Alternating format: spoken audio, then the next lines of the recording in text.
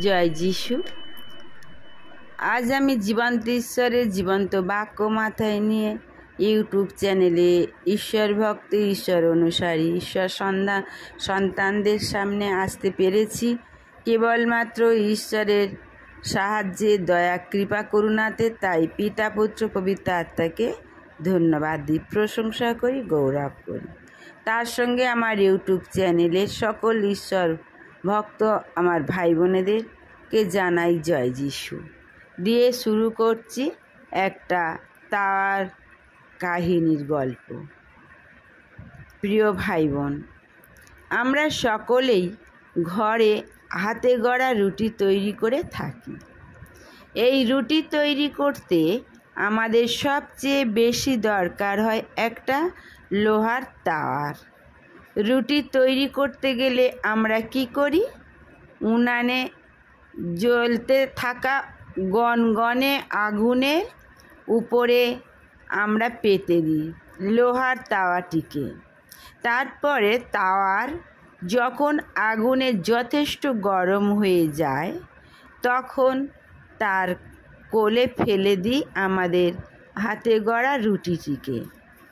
এই রুটিটি যখন গরম তাওয়ার উপর ছেড়ে দিই তখন তার মধ্যে অনেক জল থাকে। তাওয়ার কাজই হবে রুটির মধ্যে থাকা জলকে দূর করে রুটিকে শুকনো করে তোলা। এই কাজ করার জন্য তাকে অনেক কষ্ট করতে হবে।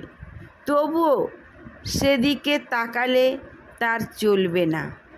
একদিনে আগুনের লেলিহান শিখার তার পিঠ পুড়ে যাচ্ছে, তবুও সযত্নে কোলের রুটিটিকে রক্ষা করাই যে তার কাজ। এটা থেকে পিছালে তার চলবে না, কারণ এই কাজের জন্যই তো তার প্রয়োজন বাড়িতে। প্রিয় ভাই বোন, একটু লক্ষ্য করে দেখবেন, যিশুর কাজও ঠিক তাওয়ার মতন। তাওয়া যেভাবে চারিদিকে আগুনের গরমের মধ্যে থেকেও ওই কাঁচা রুটিটিকে নিজের কোলে তুলে নেয়, যিশুও ঠিক সেই গরমভাবে চারিদিকে ঈশ্বরের পবিত্রতার মধ্য থেকে পাপীকে নিজের কোলে তুলে নেন। দ্বিতীয়ত, তাওয়া যেভাবে যত্নের সঙ্গে রুটি থেকে জল বার করে রুটিটিকে শুকনো করে দেয়, যিশু ঠিক সেইভাবে যত্নের সঙ্গে পাপী থেকে পাপ দূর করে পাপীকে পবিত্র করে দেন। এইবার তাওয়ার হলো শেষ কাজ। তাওয়ার এই শুকনো রুটিকে আগুনের বুকে তুলে দেয়।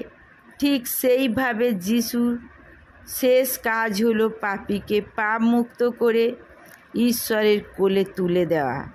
তাই এখন নিশ্চয়ই বুঝতে পারছেন, সুন্দর হাতে গড়া রুটির জন্য যেমন দরকার তাওয়াটির, ঠিক সেইভাবে আপনাকে পবিত্র সুন্দর করার জন্য যিশুকে একইভাবে দরকার। জয় যিশু, জয় যিশু।